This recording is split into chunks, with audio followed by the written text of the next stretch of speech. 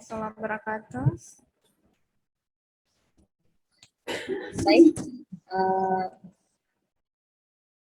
alhamdulillah pada siang hari ini kita bisa melanjutkan workshop kita untuk materi yang ketiga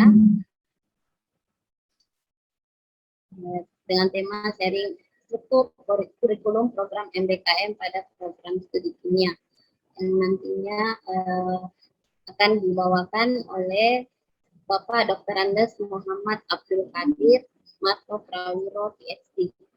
Sebelumnya saya akan menginformasikan dulu, menyampaikan kepada Bapak Ibu peserta workshop dan kepada narasumber kita yang hari ini bahwa untuk materi ketiga ada sharing juga nanti dengan para alumni kami dari program studi kimia, dan ada juga sharing dengan mitra dari Universitas Negeri Cokro Aminoto Palopo, Bapak Muhammad Nur Alam SSI selaku Ketua Program Studi Kimia, dan ada juga stakeholder kami Bapak Dr. Abdul Karim MSI selaku Ketua Departemen Kimia Fakultas MIPA Unhas. Baik, sebelum materi ketiga dipaparkan oleh narasumber kita, saya akan membacakan sedikit riwayat hidup atau kurikulum vitae singkat dari beliau. Nama lengkap Dr. Andes Muhammad Abdul Qadir Marto Prawiro PhD.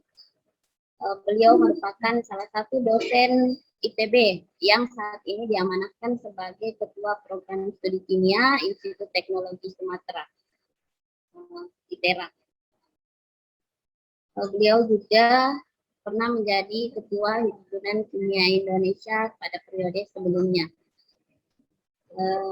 Beliau menyelesaikan pendidikan S1 dan S2 di Institut Teknologi Bandung, kemudian program doktor di Australia pada tahun 1999. Ya, beliau juga dikenal dengan Pak Kakak ya, Pak ya. Yang populer dikenal ya, Pak ya. Ya, boleh. Ya. Baik Pak, Bapak Ibu sekalian, peserta seminar workshop siang hari ini, kita akan segera mendengarkan dan menyimak materi yang akan dibawakan oleh Bapak Dr. Andes Muhammad Abdul Qadir Marto Prawiro PhD. Kepada Bapak kami persilakan dengan hormat. Oke, terima kasih Bu Ayu. Selamat siang. Assalamualaikum warahmatullahi wabarakatuh. Waalaikumsalam warahmatullahi wabarakatuh. Ya, yang terhormat Bapak Ibu sekalian, Dekanat FST, namanya FST atau apa fakultasnya ya? MIPA ya? Oh, namanya MIPA ya, bukan FST ya. Fakultas MIPA, di sini ada Ketua Prodinya, Bu Endah, dan seluruh staf dosen kimia UIP ya, Universitas Islam Makassar. Selamat bertemu dan selamat mengikuti paparan ini. Saya ingin menyampaikan pengalaman. Jadi yang diminta adalah pengalaman penyusunan kurikulum di ITERA ya, karena kebetulan rupanya Bu Endah melihat sebelumnya ITERA tahun lalu memperoleh dana untuk persiapan MBKM, dan sekarang dana yang sama diterima oleh Kimia UIN, begitu kan ya. Jadi saya akan beberapa hal. Sebentar, saya sharing layar dulu. Oke, sudah terlihat? Sudah ya? Oke, iya. Jadi saya akan, sebetulnya ini sudah disiapkan oleh teman-teman dosen kimia ITERA, cuma saya tambahkan beberapa hal saja, dan nanti sedikit saya ceritakan juga laporan kita, kira-kira apa yang sudah kita lakukan ya, karena intinya adalah kita berbagi pengalaman ya. Oke, jadi MBKM Program Studi Kimia ITERA. Jadi tadi saya sudah dikenalkan ya. Ini kenang-kenangan dengan rektor kita almarhum Pak Oviar Zetamin ya, pada saat kita menerima hibah MBKM dari Kemendikbud ya. Beliau itu yang bekerja luar biasa keras untuk melakukan akselerasi pertumbuhan ITERA ya. Yang sekarang prodinya, saya lupa ada berapa prodinya, 30-an lebih apa ya. Nah, jadi ini sebagai pendahuluan ada beberapa hal yang ingin saya tekankan yang menjadi penekanan kita ketika kita merancang MBKM di program studi kimia ITERA. Jadi yang jelas diperlukan landasan untuk setiap kegiatan, termasuk MBKM ini ya, landasan apapun, termasuk landasan hukum, landasan University Attributes, maksudnya University Attributes adalah begini, setiap universitas sudah mendefinisikan lulusannya akan punya karakter seperti apa. Pasti UIN juga punya landasan seperti itu ya, bahwa lulusan Universitas Islam Makassar akan punya karakter seperti apa. Lalu ada landasan learning outcomes dari setiap prodi, dari prodi kita misalnya, dan sebagainya. Jadi ini perlu kita simak agar kegiatan itu bersesuaian dengan berbagai landasan tersebut. Ya. Lalu yang berikut, landasan hukum yang ada, termasuk undang-undang, Permendikbud, dan sebagainya, itu perlu disimak untuk akhirnya diberi pemaknaan agar inline atau selaras dengan berbagai landasan lainnya, termasuk dengan tata aturan SOP dan lain-lain dari program studi kimia siswa. Sehingga ketika kita menciptakan suatu kegiatan, kita tahu bukan sekedar operasional dari kegiatan itu, tapi juga kita tahu mengapa kita melaksanakan ini.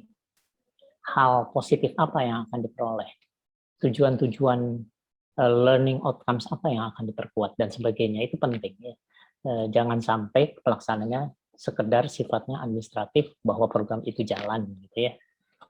Nah, program dari fokus dari program Merdeka Belajar Kampus Merdeka itu sebetulnya banyak tentunya ya, bisa dibaca dari undang-undangnya, dari Permendikbud ya, di bawah undang-undang ada peraturannya di Permendikbud. Lalu ada panduannya juga, nanti panduannya kita lihat sebentar ya, panduan MBKM. Tapi salah satu fokusnya adalah penguatan daya inovasi pada diri mahasiswa dan lulusan. Nah ya, itu salah satu pemaknaan saja ya dari apa yang diprogramkan oleh pemerintah. Supaya terjadi penguatan daya inovasi pada diri mahasiswa. Nah sebelum kita lanjutkan, saya akan sampaikan sesuatu yang selalu saya berikan ketika saya menyampaikan tentang MBKM, tentang daya inovasi ini ya. Saya cerita adalah tentang pengalaman sekitar 30-an tahun lalu, seorang mahasiswa Unpad farmasi itu bertanya pada pembimbingnya, apakah saya boleh untuk melakukan tugas akhir tidak masuk lab, karena semua temannya masuk lab, tapi cara lain, survei, kunjungan lapangan, dan sebagainya. Untungnya pembimbingnya itu mempunyai pikiran terbuka, dia bilang boleh, asalkan kalau survei misalnya kuesionernya didesain sedemikian rupa sehingga bisa diambil kesimpulan dari situ secara ilmiah. Jadi tujuan dari tugas akhir tetap tercapai, yaitu seseorang bisa melakukan kajian, lalu bisa mengolah data, bisa mendesain bagaimana data itu diperoleh dan bagaimana mengambil kesimpulan. Ya, jadi tujuannya tetap tercapai dalam cara yang berbeda. Ya, akhirnya yang dia lakukan adalah melakukan survei laboratorium klinik di rumah sakit seluruh Indonesia. Tujuannya apa, audiens penggunanya siapa, alat-alat yang dimiliki apa, lalu ke depan mau dilengkapi menjadi seperti apa, lalu nanti peran di masa depan. Sekarang kan jam 1.30 WITA ya,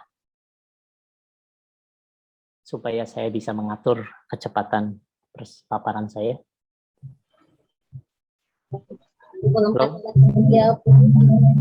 Sampai 14.30 Oke, sekarang 13.30. Oke. Nah, ada satu hal yang penting juga, wah ini perkataan tidak sengaja. Ada satu hal yang penting, oh ya, saya ingin sampaikan juga. Kalau misalnya ada pertanyaan, langsung saja tulis di chat ya, supaya jangan tidak terlupa nanti. Jadi langsung tulis di chat ya. Nah, selanjutnya ada 9 jalur ya MBKM. Ada 9 jalur MBKM. Kita bisa baca di sini jalurnya itu adalah, sebentar ini saya tutup saja. Pertukaran pelajaran, magang, lalu asisten mengajar di satuan pendidikan, penelitian, proyek kemanusiaan, kegiatan wirausaha, studi independen, membangun desa ya.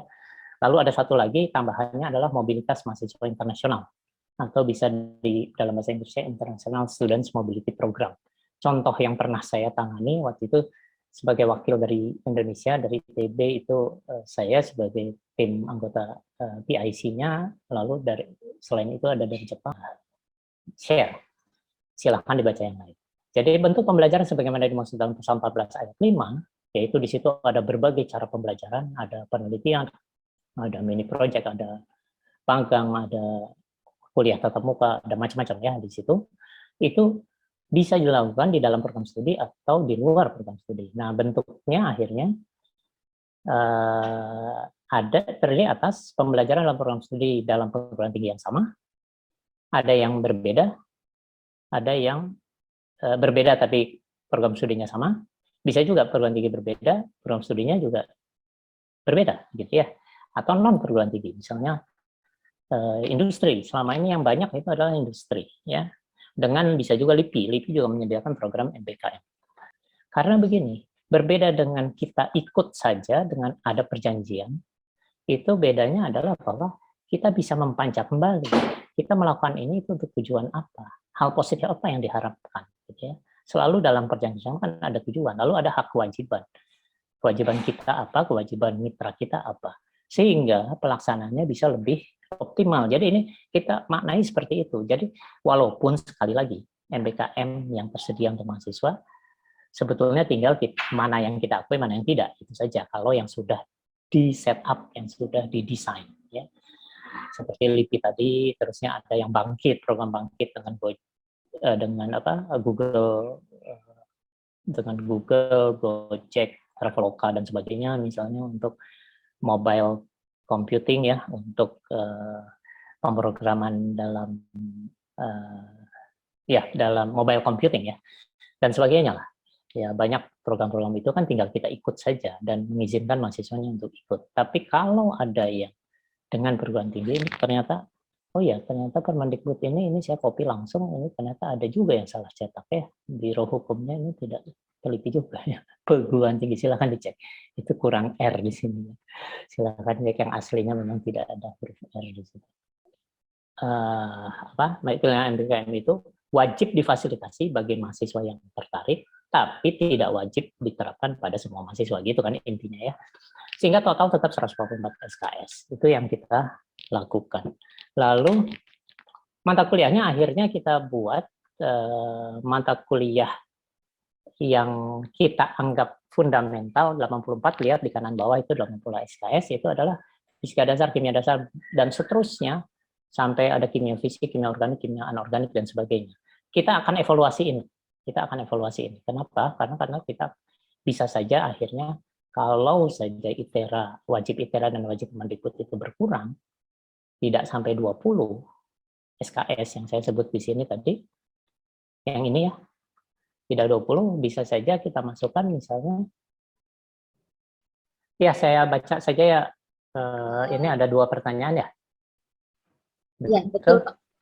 Ya. Ada dari Ibu. Jadi gini, ada pertanyaan, apakah disetarakan di semua bidang seperti jika mahasiswa magang di balai atau di kesehatan atau magang di bidang energi? Apakah kalau yang lain-lain itu diakui? Disetarakan? Begini, apakah disetarakan? Ini pertanyaan yang menarik. Minimal 9 SKS. Tapi untuk yang MBKM, kita buat lentur. Pilihan dalam sekian antara sekian dan sekian, 9 sampai 14 misalnya, pilihan luar antara 5 sampai berapa tuh jadinya? 19, 5 sampai 10 gitu ya. Pilihan luar antara 5 sampai 10 itu untuk mahasiswa kita yang tidak ikut MBKM. Kalau ikut MBKM, kita bisa bilang begini, pilihannya bisa semuanya dari luar. Sehingga apa? Tidak diperlukan diskusi tentang ekuivalensi sama sekali. Asalkan itu berkualitas dan bisa mendobrak atau membuat terobosan bagi penguatan daya inovasi mahasiswa kita, silakan. Jadi itu untuk yang kelas 1 semester. Ya. Jadi pertanyaan tentang ekuivalensi hanya dalam kegiatan kerjasama di mana ada pertukaran mahasiswa untuk mengambil kuliah-kuliah wajib.